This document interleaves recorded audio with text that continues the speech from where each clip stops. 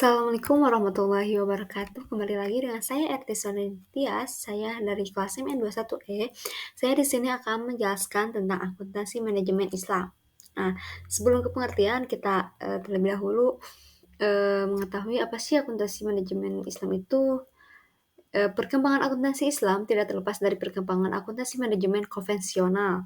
Dasar penerapannya sudah ada sejak Al-Quran diturunkan, tetapi kajian Islam lebih ditekankan pada aspek ibadah mahdah yang berdampak ketertinggalan ilmu umum. Nah, baru ke pengertiannya. Pengertian akuntansi manajemen mempunyai banyak variabel yang berhubungan langsung dengan prinsip sosial sehingga kita dapat mengidentifikasi asumsi dan perilaku tersebut dengan pedoman pada syariat Islam serta pada akhirnya dapat dijadikan dasar pembangunan akuntansi manajemen Islam. Oleh karena itu, implementasi prinsip ini adalah yaitu menggunakan kaidah akuntansi manajemen konvensional yang sudah ada, kemudian mencoba menemukan konsep yang lebih baik untuk yang bersumber dari Al-Quran dan hadis, yang pada akhirnya merupakan prinsip akuntansi manajemen Islam.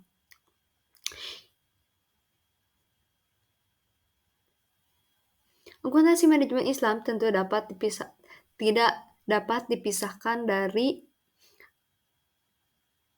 konsep akuntansi Islam.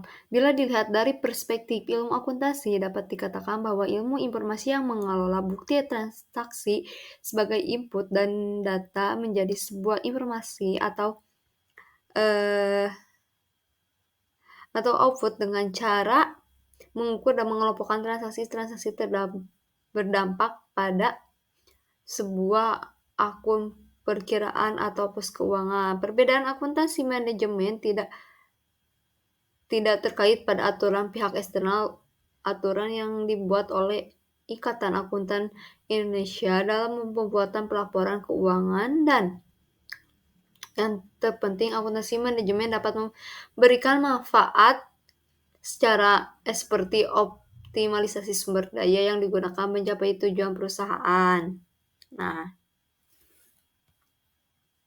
dasar penerapan akuntansi manajemen Islam, khusus akuntansi manajemen Islam mengharuskan sebuah perusahaan memiliki etika bisnis yang sesuai dengan bisnis Islam dan tanggung jawab sosial, karena segala tindakan kita akan diminta pertanggungjawaban bukan hanya di dunia melainkan di akhirat.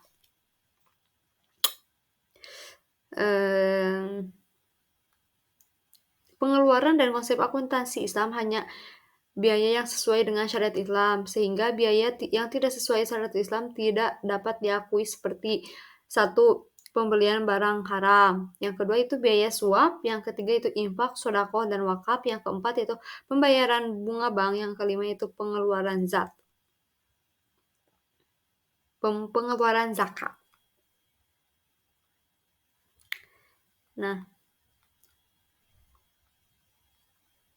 selanjutnya yaitu rangkuman dari materi tersebut, yaitu perkembangan akuntansi manajemen Islam tidak terlepas dari perkembangan akuntansi manajemen konvensional. Perbedaan akuntansi manajemen Islam harus sesuai dengan Al-Quran dan hadis dalam kegiatan operasionalnya, sehingga tidak boleh melakukan kegiatan bisnis yang menghasilkan produk haram, termasuk sumber daya yang digunakan dan pemrosesannya. Dalam hal ini juga harus mempertahankan kewajiban membayar zakat dan pajak yang sesuai peraturan perundangan yang berlaku di Indonesia. Hal lain yang juga sesuai dengan kaidah Islam yaitu akuntansi manajemen lingkungan yang harus memperhatikan semua stakeholder kegiatan usaha dan tidak merugikannya. Sekian dari saya. Wassalamualaikum warahmatullahi wabarakatuh.